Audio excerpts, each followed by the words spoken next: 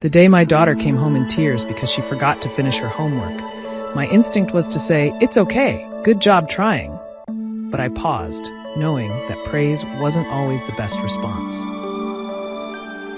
Instead, I said, "I'm sorry you're upset. How are you feeling about what happened?" She admitted she felt embarrassed. Together, we discussed how she would explain the situation to her teacher. That moment taught her a lesson in responsibility and taught me how to guide her without rescuing or punishing. That experience shaped my parenting approach. Here are the key shifts I made. 1, I worked on myself first. I realized my reactions influenced my kids more than my words. If they saw me manage stress calmly, they learned to do the same. I focused on mindfulness and emotional regulation, setting an example of resilience. 2, I stopped saying "good job" all the time. Praising effort instead of just outcomes helped my kids develop internal motivation. Instead of saying "good job," I'd ask, "How does it feel to figure that out?" This encouraged self-reflection and confidence. 3, I focused on connection. Building a strong relationship mattered more than constant correction.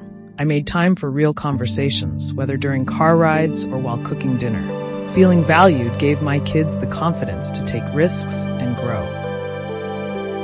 4, I replaced punishment with natural consequences. Instead of grounding or taking privileges away, I let life teach lessons. If they forgot their homework, they learned responsibility by explaining it to their teacher. This built accountability without resentment. 5, I stopped rewarding academic achievement. Rather than bribing my kids for good grades, I encouraged curiosity and a love for learning. Whether they excelled or struggled, the focus was on growth, not perfection. 6, I valued questions over answers. I encouraged my kids to think critically by responding to their questions with, "What do you think?" or "How can we find out?" This taught them to seek knowledge rather than passively accept information. 7, I let my kids teach me. When my son excitedly explained a board game to me, I saw his confidence grow. Giving kids opportunities to lead, whether with a math problem or a recipe, reinforces their competence and self-worth. 8, I made reading a daily habit.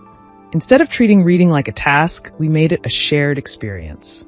Funny poems in the morning, comics at lunch, and novels at night turned reading into a joy rather than a chore.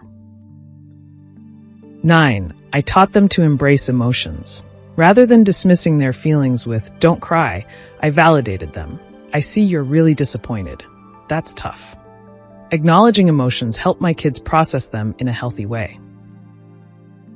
Looking back, these small shifts helped my children become more confident, curious, and emotionally secure.